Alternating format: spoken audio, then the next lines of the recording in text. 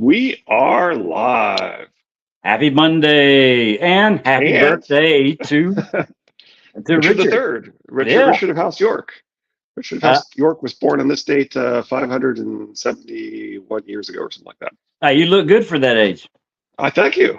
I might be Um, about 520 years younger than Richard the yeah, Third. well, give or take a couple of years.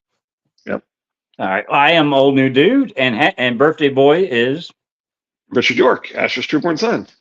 I'm in a very good mood today, even though my son is still home sick, but he's in there watching Teen Titans Go, so I can hide for an hour.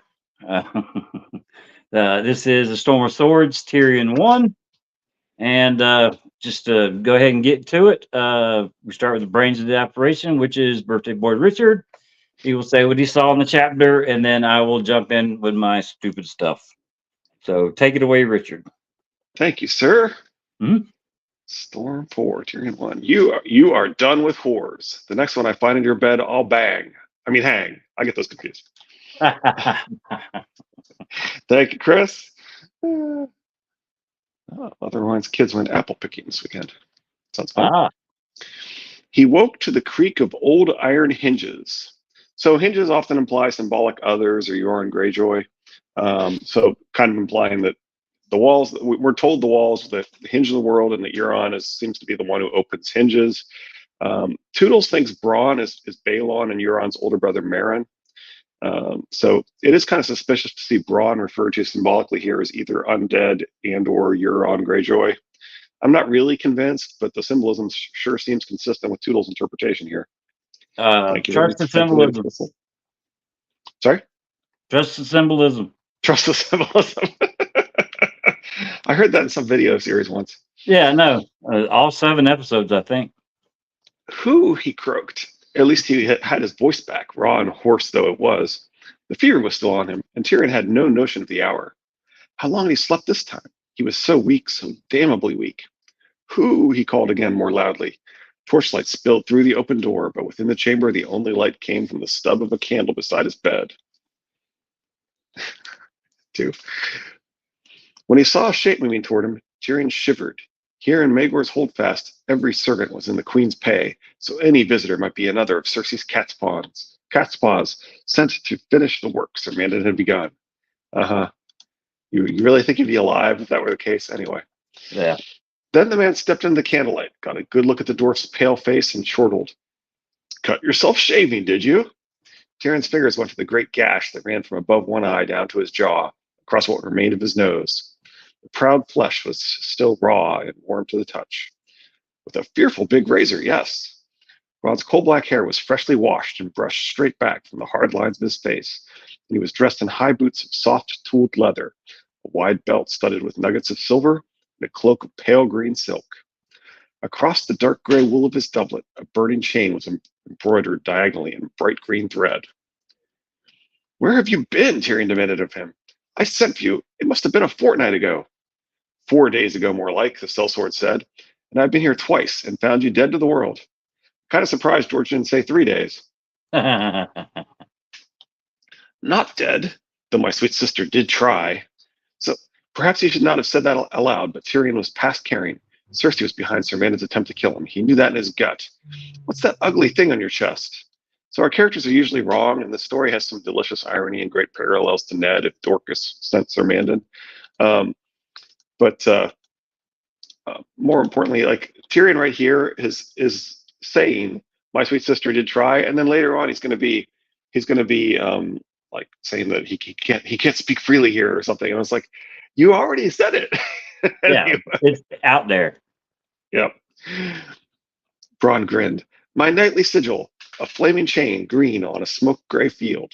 By your lord father's command, I'm Sir Bronn of the Blackwater now. Imp, see you don't forget it. Tyrion put his hands on the feather bed and squirmed back a few inches against the pillows. I was the one who promised you knighthood, remember? He had liked that by your lord. He had liked that by your lord father's command, not at all. Lord Tywin had wasted little time. Moving the sun from the Tower of the Hand to claim it for himself was a message anyone could read, and this was another. I lose half my nose, and you gain a knighthood. The gods have a deal to answer for. His voice was sour. Did my father dub you himself? How dare the Hand of the King move into the Tower of the Hand of the King? I would say Tyrion was paranoid, but his father does tend to put him in dangerous situations. And are you really paranoid when they are out to get you? I don't know. This is true. No, them of us that survived the fight at the Winch Towers got ourselves dabbed by the High Septon and dubbed by the Kingsguard. Took half the bloody day with only 3 of the White Swords left to do the honors. I knew Sir Brandon died in the battle, shoved into the river by Pod half a heartbeat before the treacherous bastard could drive his sword through my heart. Who else was lost? The Hound, said Bronn. Not dead, only gone. The gold cloaks say he turned craven and you led a sortie in his place. Not one of my better notions. Tyrion could feel the scar tissue pull tight when he frowned. He waved Bronn toward a chair. My sister has mistaken me for a mushroom. She keeps me in the dark and feeds me shit. Pod's a good lad, but the knot in his tongue is the size of Castle Rock, and I don't trust half of what he tells me. I sent him to bring Sir Jocelyn, and he came back and told me he's dead. Him and thousands more, Bronn sat. How? Tyrion demanded, feeling that much sicker. During the battle, your sister sent the Kettleblacks to fetch the king back to the Red Keep, the way I hear it. When the Gold Cloaks saw him leaving, half of them decided they'd leave with him. Iron Hand put himself in their path and tried to order them back to the walls. They say Bywater was blistering them good and almost had him ready to turn when someone put an arrow through his neck. He didn't seem so fearsome then, so they dragged him off his horse and killed him. This kind of reminds me of Dagon Cod in Dance Reek 2. A throwing axe sprouted from the center of his forehead with a solid thunk. Another debt to lay at Cersei's door. My nephew, he said, Joffrey, was he in any danger? No more than some and less than most. Had he suffered any harm, taken a wound, mussed his hair, stubbed his toe, cracked a nail? Not as I heard. I warned Cersei what would happen. Who commands the Gold Cloaks now? The Lord Father's given to one of his Westermen, some knight named Adam Marbrand. In most cases, the Gold Cloaks would have resented having an outsider placed over them, but Sir Adam Marbrand was a shrewd choice. Like Jaime, he was the sort of man other men like to follow. I've lost the city watch. I sent Pod looking for Shagga, but he's had no luck. The Stonecrows are still in the Kingswood. Shagga seems to have taken a fancy to the place. Timett led the Burn Men home with all the plunder they took from Stannis' camp after the fighting. Chella turned up with a dozen Blackears at the river gate one morning, but your father's Redcloaks chased them off, while the Kingslanders threw dung and cheered. Ingrates. Blackears died for them, whilst Tyrion lay drugged and dreaming his own blood had pulled his claws out one by one. I want you to go to my sister. Her precious son made it through the battle unscathed, so Cersei has no more need of a hostage. She swore to free Alayaya once. She did, 8, 9 days ago, after the whipping. Tyrion shoved himself up higher, ignoring the sudden stab of pain through his shoulder. Whipping? They tied her to a post in the yard and scourged her, then shoved her out of the gate, naked and bloody. She was learning to read, Tyrion thought absurdly. Across his face, the scar stretched tight. For a moment, it felt as though his head would burst with rage. Alayaya was a whore, true enough, but a sweeter, braver, more innocent girl he had seldom met. Tyrion had never touched her.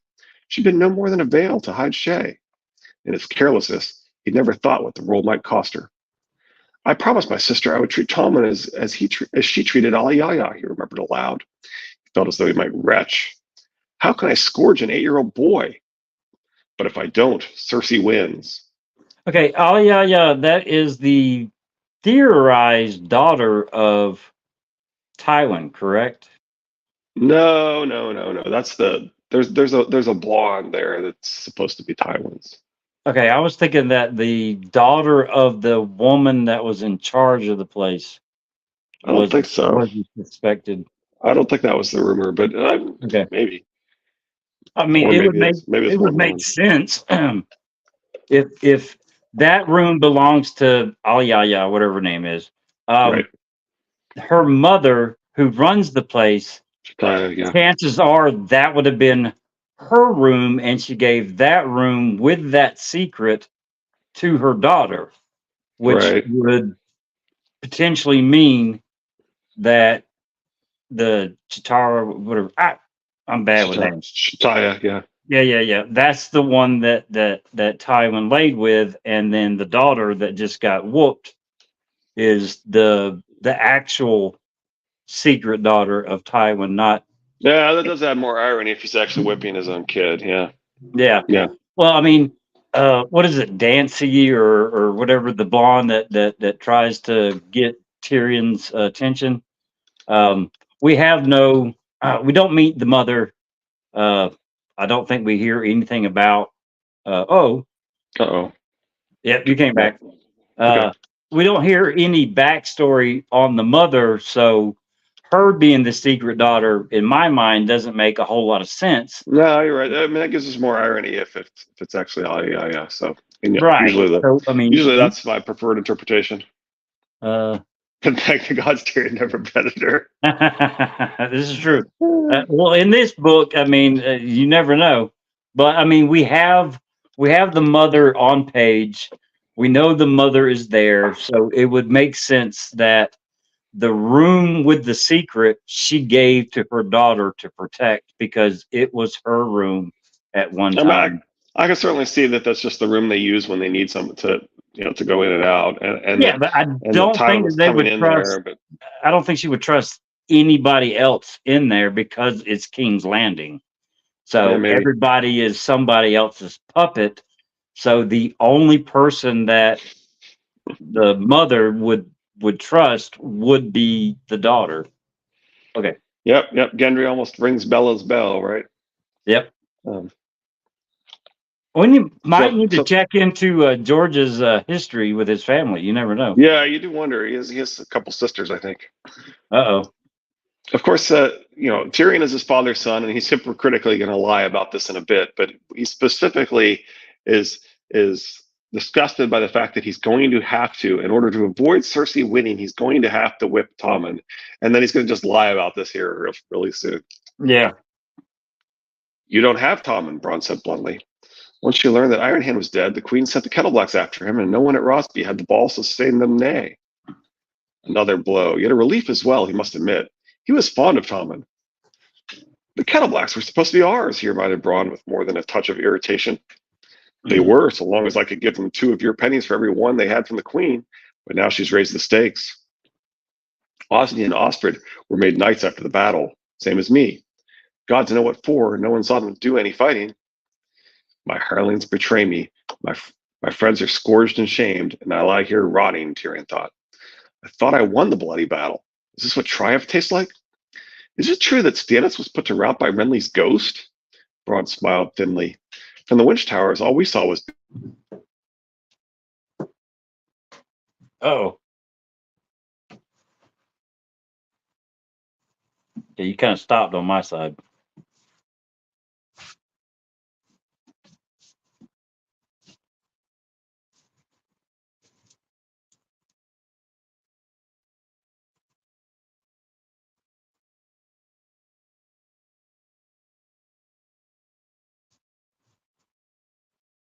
Is he frozen for anybody else, or is it just mine?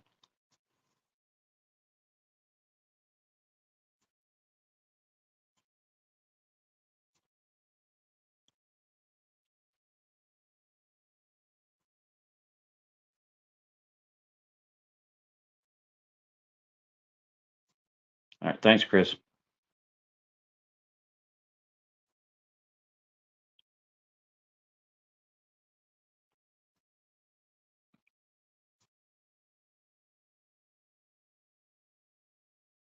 I could tell you a story while we wait, but I don't know any. I did work on the lighting in here. Open the windows a little bit. Okay, there he is. Yeah, I'm on cellular now, so got a decent 5G ultra connection, so hopefully. Well, I have fiber optics that work at the speed of light. And you're frozen again. Mm. Okay, now you're back. I've got one other option I could try, but we'll go with this for now. See how it goes. Okay. I may have to do something with my laptop though, because it also lost connectivity. I mean, I'm on Google Fiber, but could be my route. Well, we just lost you, and now you're back. Yeah. All right, wait just a minute. I got to switch to another ISP. Well, I know better than to read your script because I got in trouble last time I did it. Oh no, I did. It did switch. It switched to the other Wi-Fi network. Okay. I may wind up having to do the same thing with my laptop here in a second, but we'll see how it goes. Okay. All right. Where were we? So, well, tell us about yourself. The last Anyway, thing we heard would be you should be on Braun smiled thinly from the Watchtower. from the Watchtowers, always saw us banners in the mud and men throwing down their spears to run. But there's hundreds in the pot shops and brothels will tell you how they saw Lord Renly kill this one or that one. Most of Sansa's hosts had been Renly's to start, and they went right back over at the sight of him in that shiny green armor. George heard what you said about him, and now you're targeted. I'm the one that said it, so I mean, he should target me. After all his planning, after the sortie and the bridge of ships, after getting his face slashed in two, Tyrion had been eclipsed by a dead man. Indeed, Renly is dead. Something else he would need to look into. How did Stannis escape? I still say that there is more to Renly's body than meets the eye. If we don't see the body on the page later, then like the Ruby Forge, what happened to Rhaegar's body?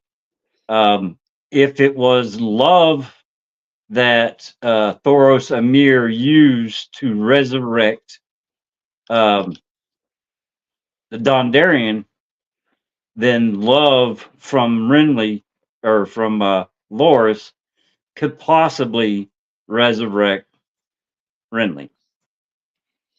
It is interesting that out there. he's just. I got there's some over there. text right here that you could certainly interpret right here this paragraph to imply that no, Renly's not really dead. I could definitely see that interpretation. I don't really share it, but I could definitely. It's okay. Hey, look, just because I say it doesn't mean I believe it. It's just if I think it or I've heard somebody else say it, I think it's worth throwing out there at least for conversation's sake. Sure. And the dead not staying dead, people not being who they appear to be is very common theme in these books, right? See Triplet Targaryens episode 6. Well, I mean, I could see just a what if scenario. I could see a resurrected, we will say fire white because it's life fire that would be able to resurrecting the kiss given to him by Loras. And well, I mean, he's been dead. We don't know how many days. He will not look as handsome as Renly would have, and now he's got this big old giant wound. So I'm thinking that Renly thinks of himself as a Frankenstein type looking person and doesn't want to be seen and wants to be left alone, or the process. I personally want him to be dead because it makes Loras more powerful and Loras' quote more powerful and so forth. So my preferred interpretation is definitely that he's dead. Well, without any training whatsoever from the Red Priest, the process that Renly or Loras would have used would not be nearly as effective of a process that Thoros Amir had. He'd been taught the flash kiss. Yeah, Loras might not look so hot himself after Dragonstone. He better not judge. Yeah, that's true. If everything we've told about him is true that happened, that's really a good question. Although it does give him some Hound parallels if he's got the birds on half his face or something, right? So some people think that it's kind of nice to have him kind of be turning into a Hound. Anyway. Yeah, I see it. Sorry for my tinfoil. Sorry. No problem.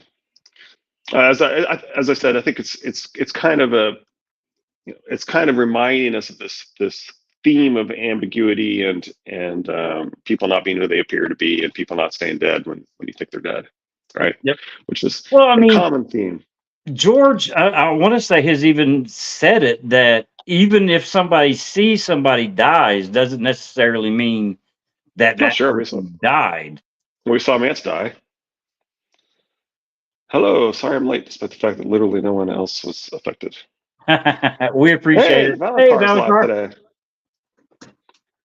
Right. On your comment, I didn't leave a comment on your last comment, Valencar. We're glad we're back too, so thank you.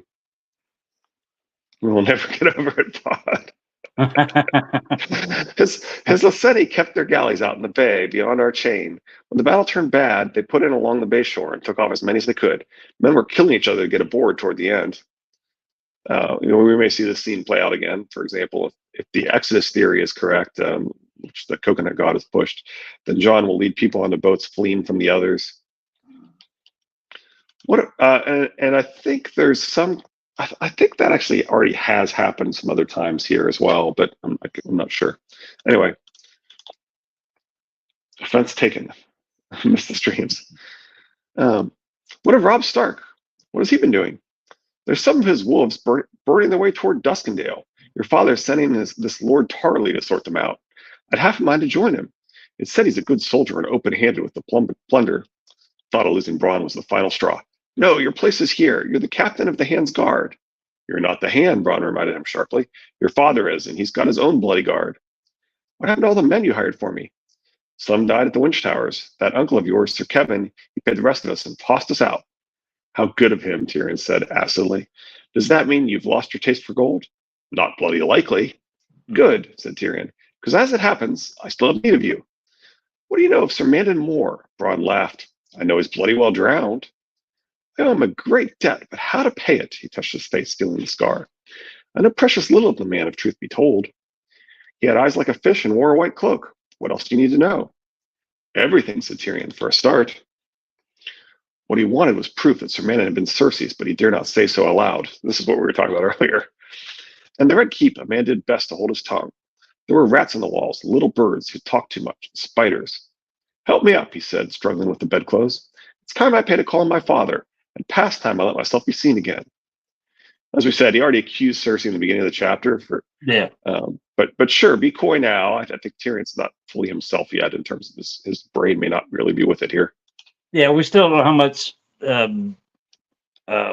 Not what's it called?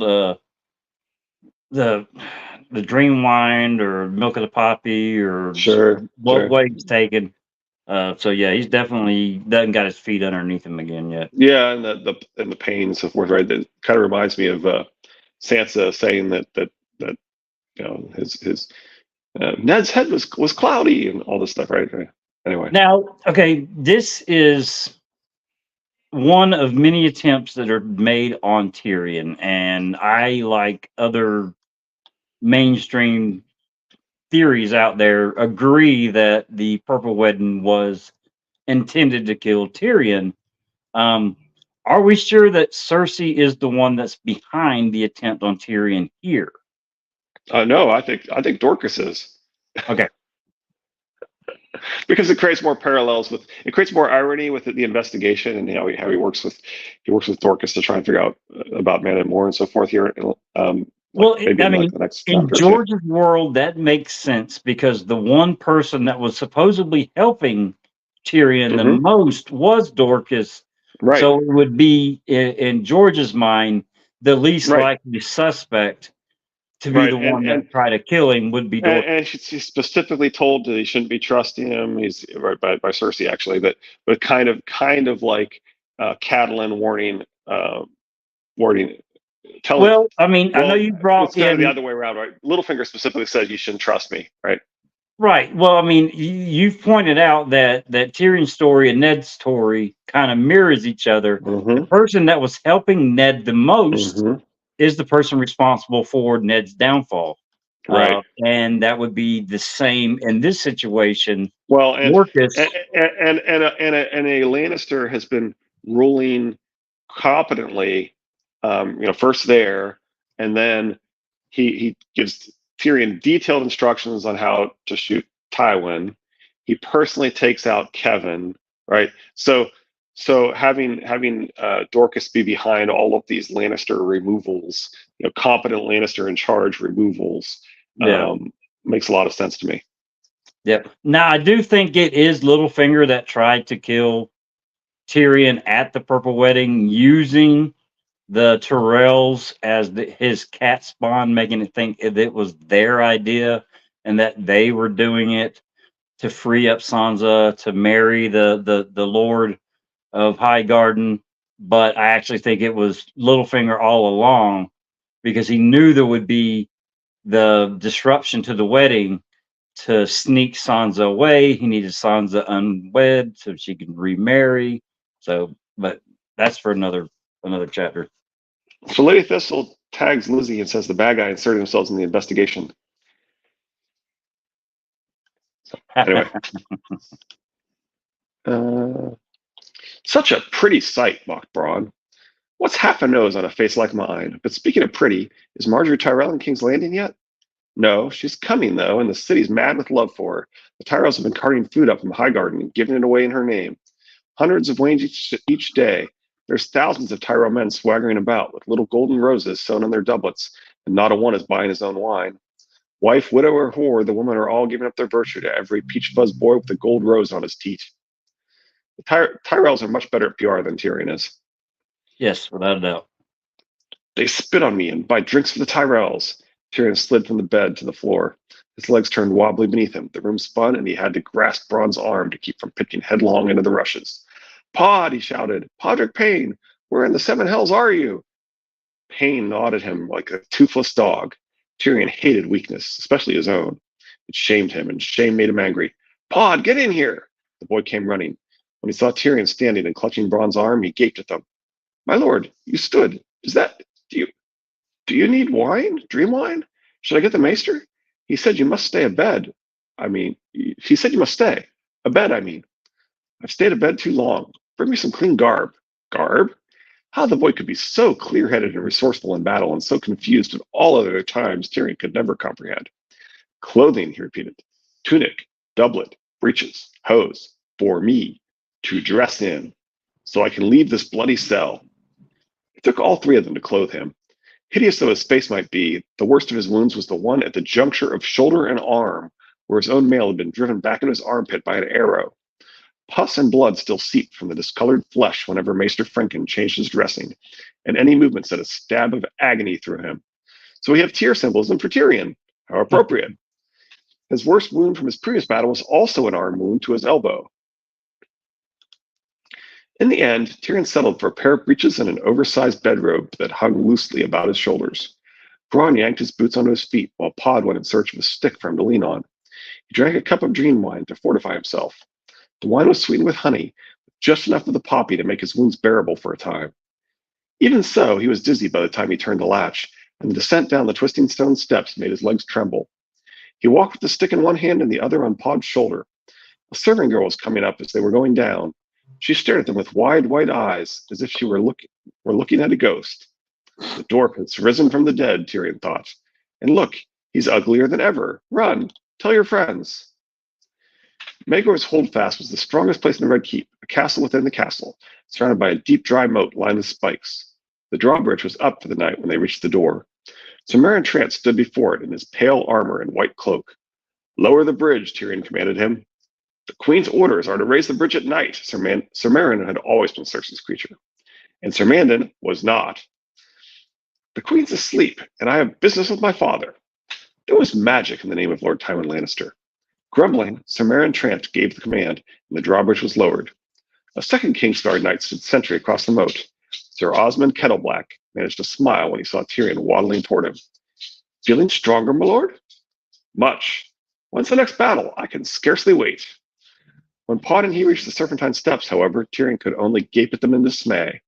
I will never climb those by myself, he confessed to himself.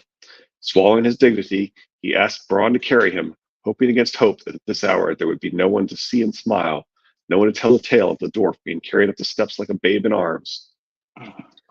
The outer ward was crowded with tents and pavilions, dozens of them. Tyrell men, Podrick Payne explained as they threaded their way through a maze of silken canvas. Lord Rowan's, too, and Lord Redwine's. There wasn't room enough for all. In the castle, I mean. Some took rooms. Rooms in the city. And inns and all. They're here for the wedding. The king's wedding. King Joffrey's. Will you be strong enough to attend, my lord? Ravening weasels could not keep me away. There was this to be said for weddings over battles, at least. It was less likely that someone would cut off your nose. Don't be so sure about that. Light still burned dimly behind shuttered windows in the Tower of the Hand. The men in the door wore the crimson cloaks and lion-crested helms of his father's household guard. Tyrion knew them both, and they admitted him on sight, though neither could bear to look long at his face, he noted. Within, they came upon Sir Adam Marbrand descending the turnpike stair in the ornate black breastplate and cloth of gold cloak of an officer in the city watch. My lord, he said, how good to see you on your feet. I'd heard on his feet when there are no stairs, anyway. Rumors of a small grave being dug? Me too. Under the circumstances, it seemed best to get up. I hear you're commander of the City Watch. Shall I offer congratulations or condolences? Both, I fear, Sir Adam smiled. Death and desertion have left me with some 4,400. Only the gods and Littlefinger know how we are to go on paying wages for so many, but your sister forbids me to dismiss any. Still anxious, Cersei? The battle's done. The gold cloaks won't help you now. Did you come from my father? He asked. Aye. I fear I did not leave him in the best of moods. Lord Tywin feels 4,400 guardsmen more than sufficient to find one lost squire, but your cousin Tyrek remains missing. Tyrek was the son of his late uncle Tyget, boy of 13.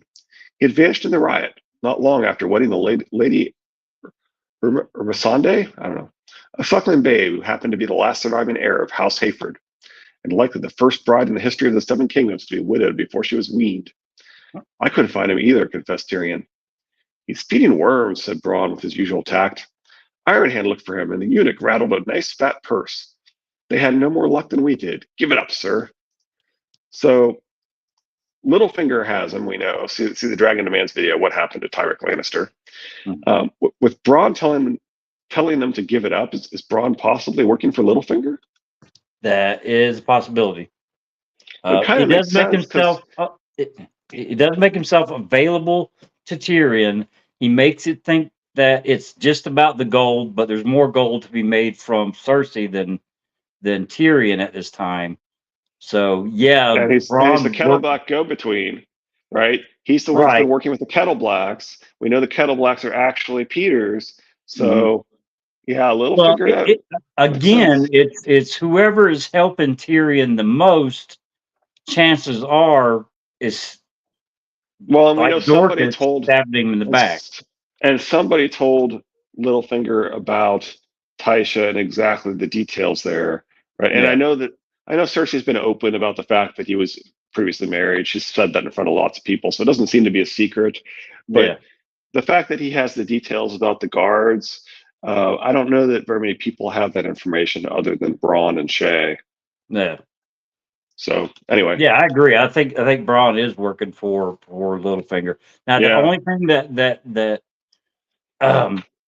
when he gets the opportunity to leave King's Landing to go to Castle Stokeworth, he doesn't come back. So I don't know if he just up and decided, hey, look, I got some good stuff right here. I don't need Littlefinger anymore.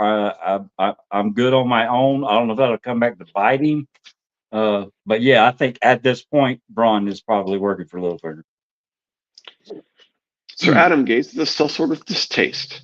Lord Tywin is stubborn where his blood is concerned. He will have the lad, alive or dead, and I mean to oblige him. He looked back to Tyrion. You will find your father in his solar. Lord Tywin is stubborn where his only trueborn son is concerned, too, as we'll see. Yes. My solar, thought Tyrion. I believe I know the way. The way was up more steps, but this time he climbed under his own power with one hand on Pod's shoulder. Bronn opened the door for him. Lord Tywin Lannister was seated beneath the window, writing by the glow of an oil lamp. He raised his eyes at the sound of the latch. Tyrion! Calmly, he laid his quill aside.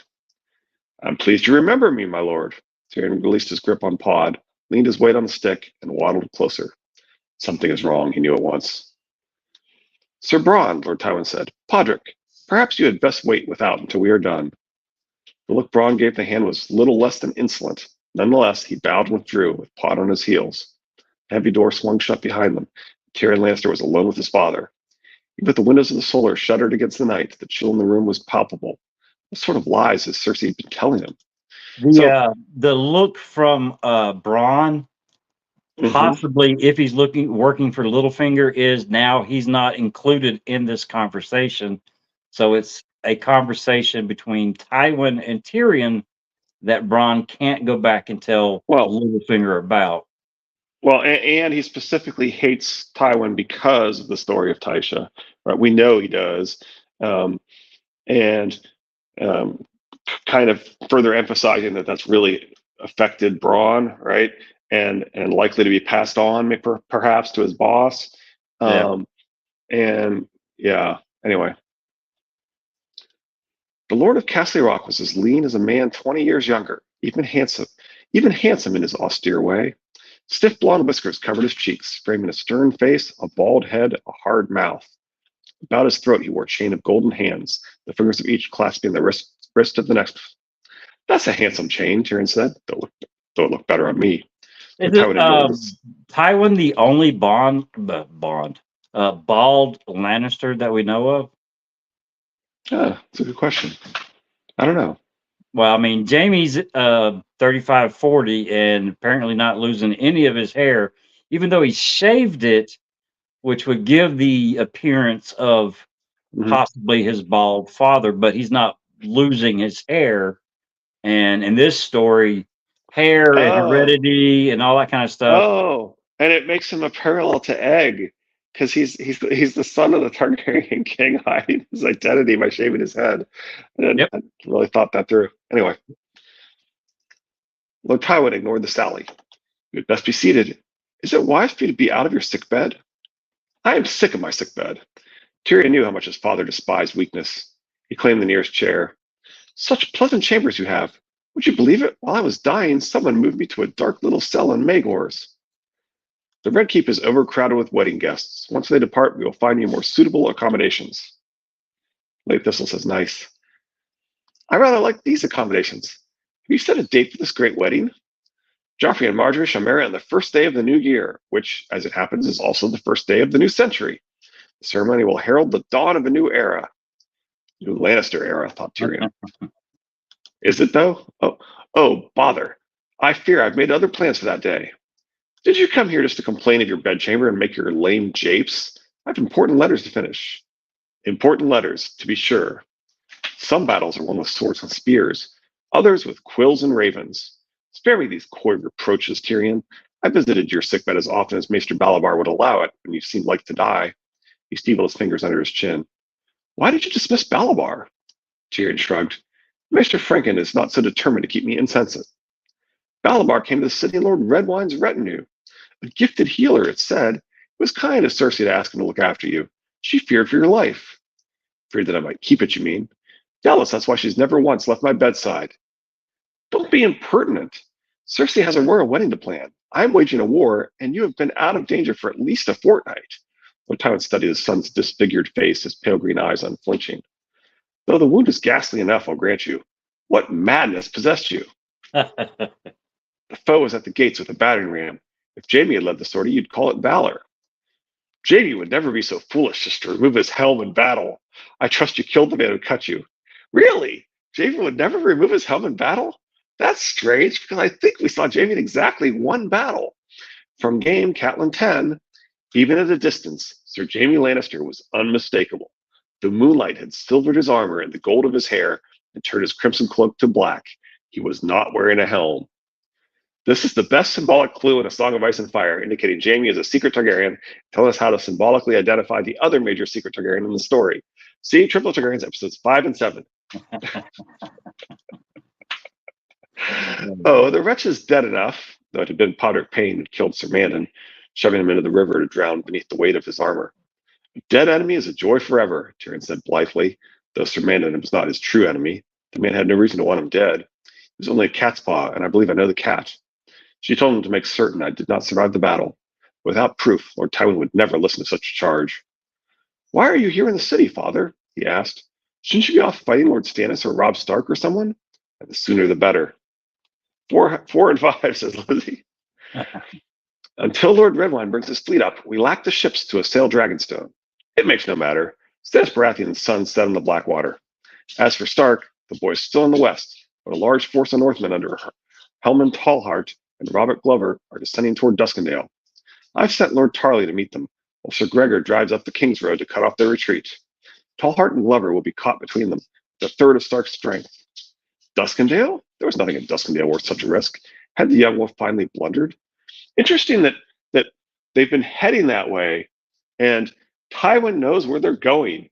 Huh, isn't that weird? Yeah. It's nothing you need to trouble yourself with. Your face is pale as death, and there's blood seeping through your dressings. Say what you want and take yourself back to bed. What I want? His throat felt raw and tight. What did he want? More than you can ever give me, father. Pod tells me that Littlefinger's been made Lord of Harrenhal.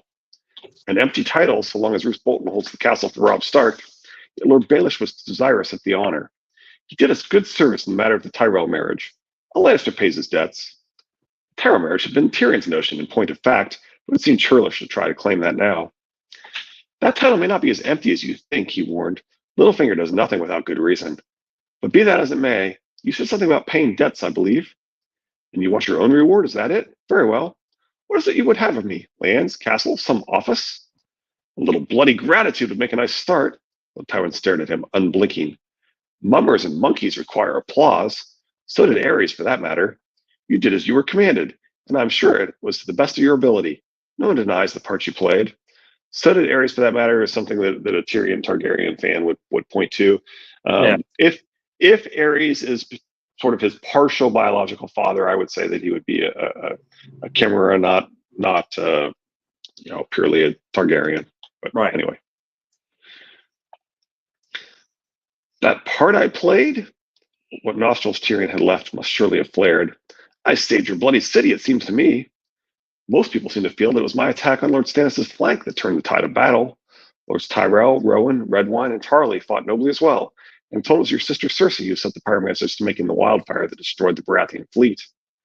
Well, all I did was get my nose hairs trimmed, is that it? Tyrion could not keep the bitterness out of his voice. 6 that counts. Your chain was a clever stroke and crucial to our victory. Is that what you wanted to hear? I'm told we have you to thank for our Dornish alliance as well. You may be pleased to learn that Marcella has arrived safely at Sunspear. Sir Eris Oakhart writes that she has taken a great liking to Princess Arianne, and that Prince Trystane is enchanted with her. I mislike giving House Martell a hostage, but I suppose that could not be helped. We'll have our own hostage, Tyrion said. A council seat was also part of the bargain. Unless Prince Doran brings an army when he comes to claim it, we put himself in our power. Would that a council seat were all Martell came to claim, Lord Tywin said. You promised him vengeance as well. I promised him justice. Call it what you will, it still comes down to blood. Not an item in short supply, surely. I splashed through lakes of it during the battle. Tyrion saw no reason not to cut to the heart of the matter. Or have you grown so fond of Gregor Clegane that you cannot bear to part with him? Sir Gregor has his uses, as did his brother. Every lord has need of a beast from time to time.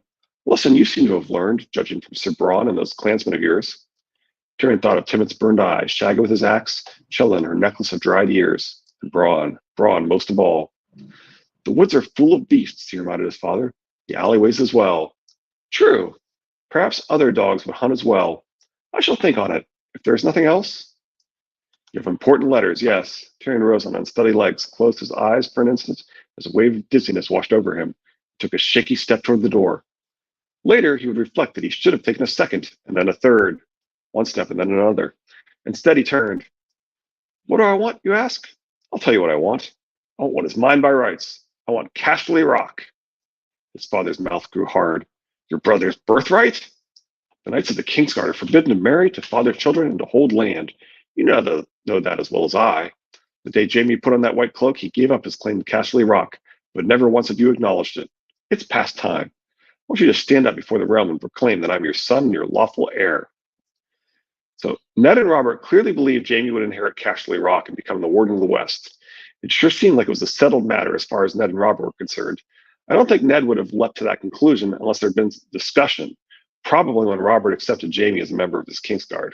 Yeah. So I think this, they may not have bothered to mention it to Tyrion, but I think this actually was a settled matter. Yeah. Lord Tywin's eyes were a pale green flecked with gold, as luminous as they were merciless. Casterly Rock, he declared in a flat, cold, dead tone, and then, never. The word hung between them, huge, sharp, poisoned. I knew the answer before I asked, Tyrion said. 18 years since Jaime joined the Kingsguard, and I never once raised the issue. I must have known, must always have known. Why, he made himself ask, though he knew he would rue the question. You ask that? You, who killed your mother to come into the world? You are an ill-made, devious, disobedient, spiteful little creature, full of envy, lust, and low cunning. Men's laws give you the right to bear my name and display my colors, since I cannot prove that you are not mine. To teach me humility, the gods have condemned me to watch you waddle about wearing that proud lion that was my father's sigil and his father's before him.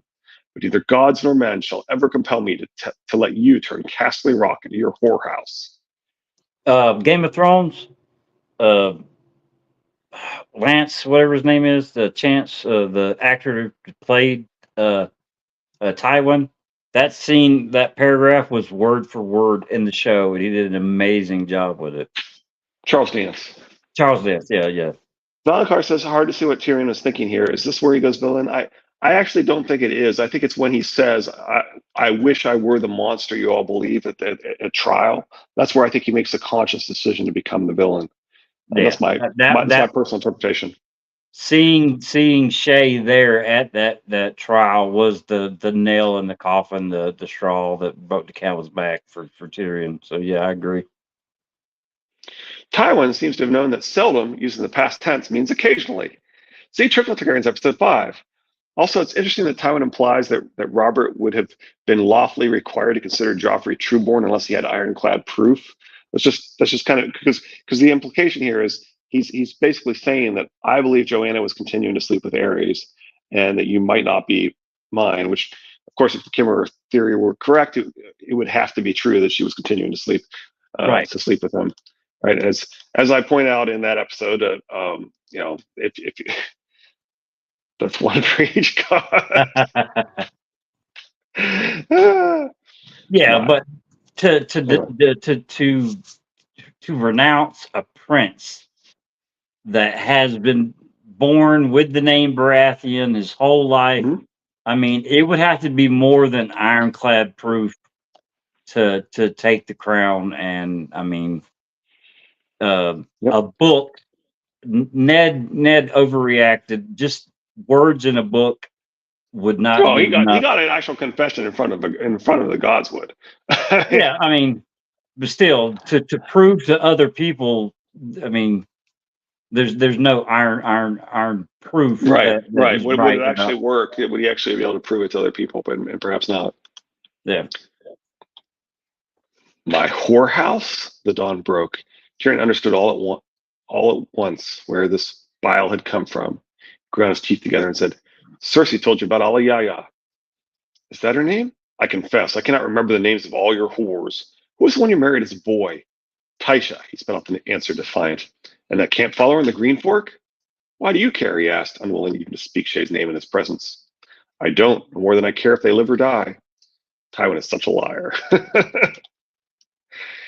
It was you who had Yaya whipped. It was not a question. Your sister told me of your threats against my grandsons. Are they really your grandsons? Lord Tywin's voice was colder than ice. Did she lie? See Triple Targaryen's episode 5. Tyrion would not deny it. I made threats, yes, to keep Alayaya safe so the Kettleblacks would not misuse her. To save a whore's virtue, you threatened your own house, your own kin. Is that the way of it? You were the one who taught me that a good threat is often more telling than a blow. Not that Joffrey hasn't tempted me sore a few hundred times. If you're so anxious to whip people, start with him. But Tommen? Why would I harm Tommen? He's a good lad in mine own blood. Because you promised and thought you had to follow through to prevent Cersei from winning? We just saw your thoughts on this. Tyrion is also such a liar, like father, like son. As was your mother. Lord Tywin rose abruptly to tower over his dwarf son. Go back to your bed, Tyrion, and speak to me no more of your rights to Casterly Rock.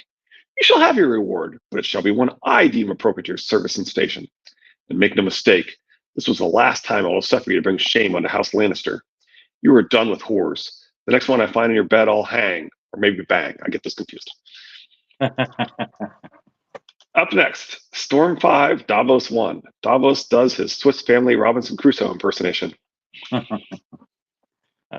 a good little chapter here. Yep. There's certainly some interesting stuff in there. And there was something else that reminded me of that I forgot to say at the time. I can't remember what it was. Anyway, oh well. You'll think of it as soon as we get off. Oh, it could be. Hey, 8. Took me a second. 7 gods plus one to grow on. There's definitely quite a bit of interesting stuff in there. It kind of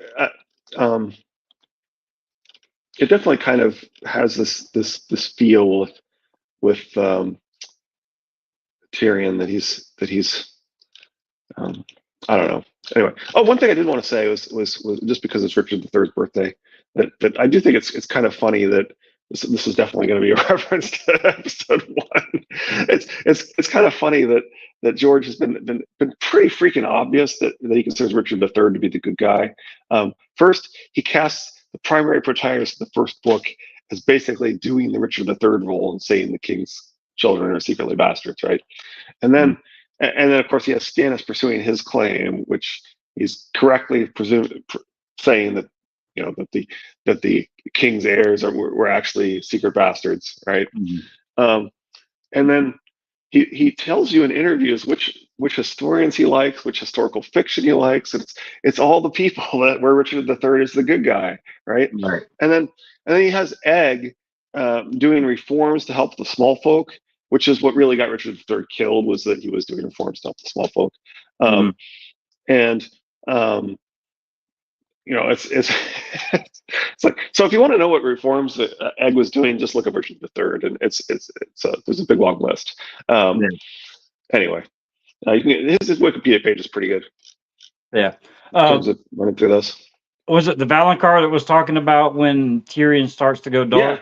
Yeah. You can see hints of it even in this chapter. Yeah, I mean, definitely. you can see a little bit of it.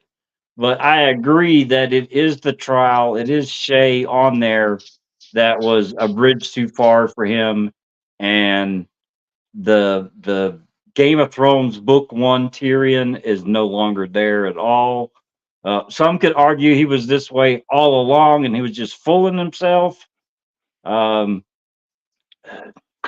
yeah, I mean, you can see little bits here and there of Tyrion starting to go dark. Yeah. I do wonder if part of the problem with George trying to finish is that he's torn in so many different ways, and he likes Tyrion, and he's kind of, it feels like he's kind of almost started to rehabilitate himself in Dance, and it feels like he wasn't supposed to. like the whole point of the Lannister brothers seems to be that he decides that he's going to be the villain, and it kind of says unforgivable, but I agree the trial is more pivotal. Yeah. And Tywin goes like literally, it's like the next best thing, right? He's like I'm gonna give you a pretty wife that comes with one of the 7 kingdoms, the biggest of them. Yeah, I mean, he's like, I mean, I know that Tyrion and we think that child brides are not good, but you understand what the Tywin really does feel like he's extended an olive branch there and given him as close to what he asked for as he's willing to give, as he could possibly be willing to give him. Well, I mean, you got to sit back and look, and I agree, because look, Tywin made him acting hand of the king, and Tyrion did a good job for the most part as acting hand of the king. Right. Now he's going to make him another great lord of the 7 kingdoms. Right. To secure the North and Winterfell. I mean, I agree with you. I mean, it is. I mean, from Tywin's perspective, he's like, it even tells him that he's like, I'm really puzzled by this. I'm giving you like unbelievably good stuff, and you're like not liking it. He's really confused. He's given him the opportunity to shine at least 2 times in our story that we know of. I mean, I don't know if in the book we hear about the if Cersei wanted him dead, if Cersei had wanted him dead, he'd have been dead already. If she was really hiring all these people to kill him and to see that he didn't recover, he wouldn't have recovered. Yeah. So yeah, he's definitely paranoid. I think the person that he's worried about is Littlefinger, and I mean, and Dorcas, but of course, now that he's no longer the power, Dorcas no longer is as motivated to kill him, to take him out. He's not hand of the king, so there's no point in killing him. Oh, Lizzie's like, maybe he's being put in the vanguard again. I don't think he is, but I get your point that Tyrion may be smart enough to realize that the North's never going to accept a Lannister as their lord. That is a reasonable interpretation. I'll grant you that. Interesting. But I mean, even if he just hangs around King's Landing as Lord of Winterfell, Warden of the North, I mean, eventually there Yeah, would have been. or let's say it'd be like if you put a northern bastard whose very existence insults the Riverlands in charge of the Riverlands. Yeah. As we'll see, supposedly happening later in the story. It would be understandable that Tyrion has too much insecurity to really accept success without doubt. Yeah, absolutely. Yeah, I agree. Justin Massey trying to rule the Iron Islands. Yeah, I could see why you consider that to be a suicide mission, and basically like putting him in the van again. Yeah, it does make you wonder. Like, did he really intend Tyrion to die when he put him in the van? Probably, but maybe he reevaluated after he survived that. I don't know. I mean, obviously, he does promote him to Hand of the King and want him to be successful at that point. So. Well, I mean, stop and think about this. Tyrion on his own figured out a way to get out of the Eyrie alive and to make it through the Mountains of the Moon with one person. And he comes now, he's got a small army with him, just using his wits. I mean, I think that was a big light bulb moment for Tywin of maybe I've misjudged him. He's cleverer than I think he is. Look at what he's done with this. All right, put him in the vanguard. After that, okay, well, let me put him as acting hand of the king. I mean, I think that Tywin has probably up until a certain point more respect for Tyrion than we think, just for the things that that Tyrion's accomplished and the things that Tywin has asked him to do. Then Cersei, in the ear of Tywin, has now poisoned the waters of his time as acting hand of the king, because Tyrion was unable to defend himself or explain himself, and then for a month because she was now, being honest, and Tyrion's lying. Yeah, I mean, so I mean, I mean, she's telling the truth. yeah. Tyrion did prove utility, like dude says. Yeah. We definitely had quite a few references here. Yeah, definitely. Not all of them were in the script. Some of them were ad lib. Absolutely. All right. Well, I got a sick kid in the living room. And Wednesday, hump day, same bat time, same bat channel. Davos 1, Storm of Swords. Davos's chapters are pretty good. I've definitely become more and more a fan of Catelyn as the heir. Even as Preston has kind of walked it back and said, well, so it's possible that chapter only exists to. Oh, oops! I blinked out there for a second. Anyway,